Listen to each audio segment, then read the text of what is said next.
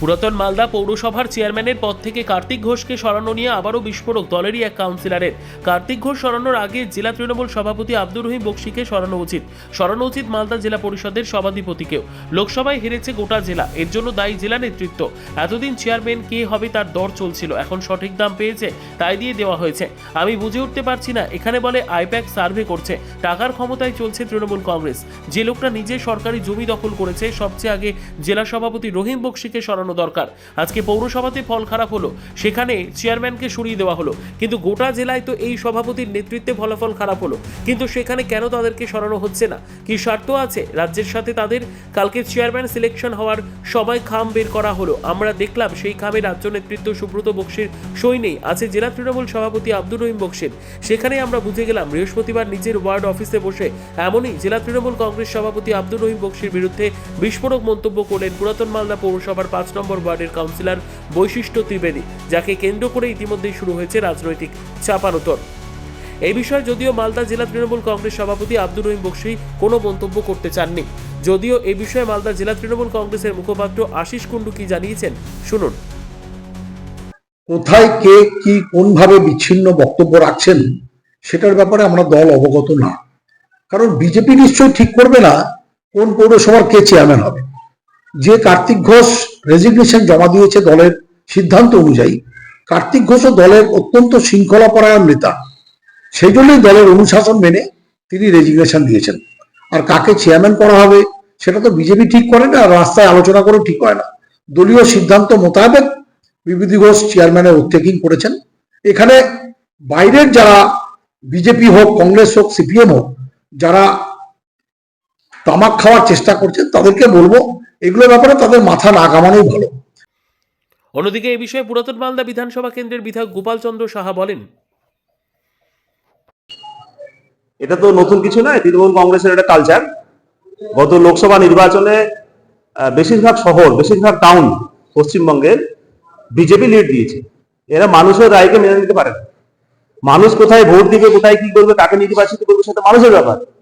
Old Malda পৌরসভাতেও এখানে chairman পরিবর্তন করেছেন, এটা ঠিক যেটা দলের অভ্যন্তরীণ বিষয়, এটা নিয়ে আমরা কেউ কিছু বলতে পারি না। কিন্তু চেয়ারম্যান চেঞ্জ করে তৃণমূলের কোনো ফায়দা হবে না, কারণ ওল্ড মালদার মানুষ, মালদা বিধানসভার মানুষ বিজেপির সঙ্গে আছে। কয়েক নির্বাচনে তারা বিজেপির সঙ্গে আছে।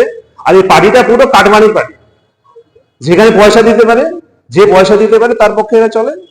মমতা ব্যানার্জি রাজ্যের নেত্রী, ওর মুখ্যমন্ত্রী অভিষেক ব্যানার্জি, মমতা ব্যানার্জি পার্টি তো তোলামূলের পার্টি। এটা নোট তন্ত্র চলছে, নোট তন্ত্র মালদা জেলাতে। একজন বর্ডার মাফিয়া আর একজন জেলা প্রেসিডেন্ট, এরা মিলে খালি কামায়ের ধান্দা। রাজ্যে কোথায় বলবো জায়গাটা খুঁজে পাচ্ছি না আমরা। আর এরা যেখানে দেখো সেখানে টাকা ধান্দা, যেখানে দেখো সেখানে টাকার ধান্দা।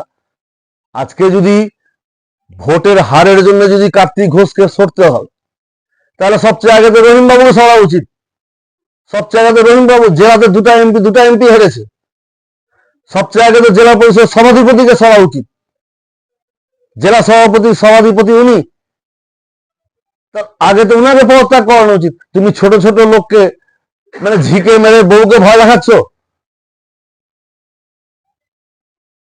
এই নির্বাচন কোন সামনে নির্বাচন বিধানসভা। হ্যাঁ, আমি জিজ্ঞাসা করেছি যে রহিম বাবু এখানে সইটা কার থাকবে, উনি বললেন আমার থাকবে। আমি তাহলে বুঝে গেলাম যে কি থাকবে। আমি তো 15 দিন আগেই স্টেটমেন্ট দিয়েছি যেখানে টাকার খেলা চলছে। আমি তো 15 দিন আগেই বলেছি, জনগণ বলছে, আমি বলছি না, আপনারা খুঁজলেন।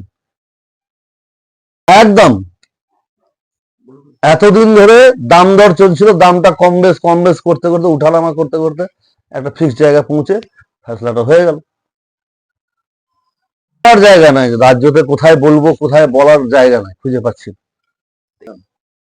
সেটা বুঝবে দল, বুঝবে। কিন্তু আমাদের গায়ে লাগছে, ব্যথা লাগছে এই জন্য যে দলটাকে আমরা তৈরি করেছি।